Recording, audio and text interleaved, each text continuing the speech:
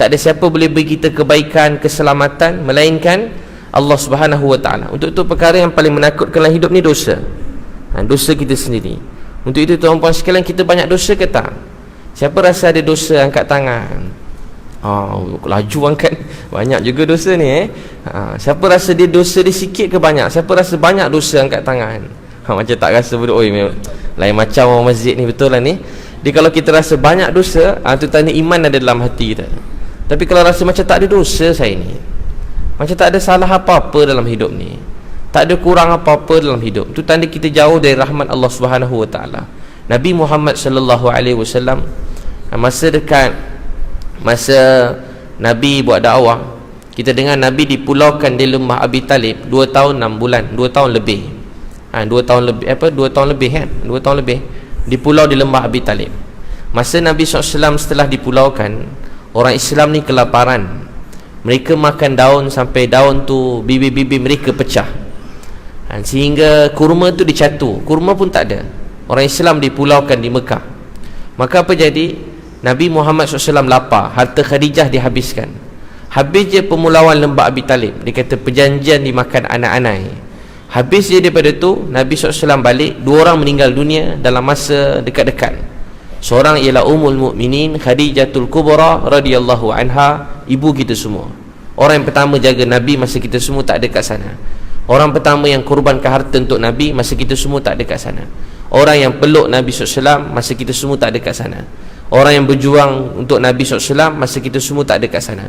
Untuk itu kita kena teringin doa, ya Allah, temukan mak yang saya sayangi, temukan isteri saya, temukan anak perempuan saya, temukan ahli keluarga saya dengan Khadijatul Kubra radhiyallahu anha, temukan dengan Ummul Mukminin. Kita teringin nak jumpakan isteri kita dengan ibu orang Islam, Ummul Mukminin Khadijatul Kubra radhiyallahu anha. Patut tengah malam mesti kita nangis, abang, saya teringin nak jumpa seorang wanita dalam dunia ni.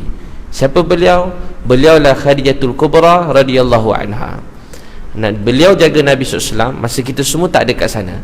Tuan-tuan dan puan-puan sekalian, sekali Abu Talib meninggal dunia, orang yang jaga Nabi SAW, satu hari Abu Talib beritahu kat Nabi, ya Rasulullah. Abu Talib beritahu kat Nabi, ya Rasulullah, dia kata, wahai Muhammad, tadi datang pembesar-pembesar Quraisy. Mereka datang dan mereka kata, kalau kamu buat dakwah ni sebab nakkan kuasa, mereka nak jadikan kamu ketua di kalangan mereka. Kalau kamu buat dakwah ni kerana kamu nakkan harta, mereka nak bagi kamu harta yang banyak. Wahai Muhammad, kalau kamu buat dakwah nak wanita, dia orang dah bagi kamu pilih mana-mana wanita kat Mekah ni, banyak mana, siapa kamu nak, semua mereka nak bagi kat kamu. Dan mereka kata juga, kalau kamu buat ni mungkin sebab kamu sakit atau kamu disihir, dan kata lain, maaf, gila, kata mereka akan cari tabib yang paling baik dan akan obati kamu. Wahai Muhammad, mereka kata, dah lah, kalau kita cukup-cukup lah buat dakwah, tinggalkan dakwah ni. Sabda Nabi SAW, wahai Abu Talib pamanku, apa lagi yang mereka boleh lakukan?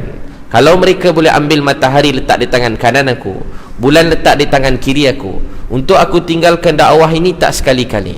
Sama ada Islam ni tersebar di seluruh dunia, atau sama ada aku mati dalam menyebarkan agama ini.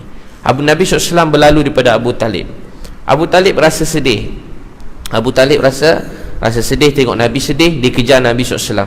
Kata Abu Talib, wahai Rasulullah, ya Rasulullah, pakcik cuma cakap pada kamu apa yang orang lain cakap. Kalau kamu nak teruskan dakwah ni, pakcik akan ada di sana untuk sentiasa menjaga kamu. Wahai Muhammad, teruskan buat dakwah ni. Kalau kamu buat dakwah, pakcik akan ada sentiasa bersama dengan kamu, akan jaga kamu. Akhirnya Abu Talib telah meninggal dunia dalam keadaan beliau tak sempat Islam. Tuan-tuan dan puan-puan sekalian, Nabi sangat bersedih. Kesedihan Nabi tu teramat tinggi. Dalam keadaan begitu, dakwah ni tidak diberhentikan. Apa jadi? Nabi SAW terus pergi Taif. Sampai kat Taif, Nabi SAW telah jumpa orang dakwah orang dekat 10 hari. Kemudian dia halau dengan batu dekat 10 km, daripada orang paling besar sampai paling kecil baling batu pada Nabi SAW. Darah mengalir daripada badan Nabi, pada kepala Nabi, badan Nabi SAW sampai kaki Nabi SAW dipenuhi dengan darah. Nabi SAW jatuh. Sampai masa tu datang malaikat semua sekali, datang kata, wahai Muhammad, wahai Rasulullah, biar kami hancurkan seluruh penduduk Taif ni. Mereka telah berjanji, malaikat semua nak hancurkan penduduk Taif. Dengar apa doa Nabi. Ya Allah, kepada Engkau aku adukan kelemahan dan kedaifan aku. Ya Allah, aku yang kurang berdakwah, aku yang tak pandai berdakwah. Walaupun beliau dakwah siang malam, dia kata, ya Allah, ini semua salah saya. Ini sifat orang beriman. Atas semua apa yang datang, atas apa pun kita rasa, ya Allah, ini semua salah saya. Ya Allah, saya mengadu kelemahan dan kedaifan saya dalam berdakwah ini kepada Engkau. Ya Allah, saya mengadu betapa lemahnya daifnya saya. Ya Allah, pada siapa Engkau letakkan saya? Adakah pada penyembah-penyembah berhala di Mekah yang sakitkan saya, nak bunuh saya, yang sakiti keluarga saya, lebih kurang begitu maksudnya? Atau kepada orang Taif yang hina saya, baling batu pada saya? Atau pada siapa, ya Allah? Ya Allah, saya tak kisah semua tu. Orang nak suka kita ke, tak suka kita ke, orang nak sayang kita ke, nak hormat kita ke, nak hina kita ke, orang nak apa pun pada kita, kata Nabi, sabda Nabi, ya Allah, saya tak peduli semua tu. Tahu tak apa Nabi kata? Ya Allah, yang saya takutkan ialah kemurkaan-Mu. Yang paling menakutkan dalam hidup ini kalau Allah marah pada kita. Kalau Allah marah kita, tu paling menakutkan. Yang saya harapkan, yang saya inginkan hanyalah keredaan-Mu. Yang hanya saya inginkan ialah keredaan-Mu. Jadi redha Allah ialah segala-galanya. Keampunan Allah, redha Allah ialah segala-galanya.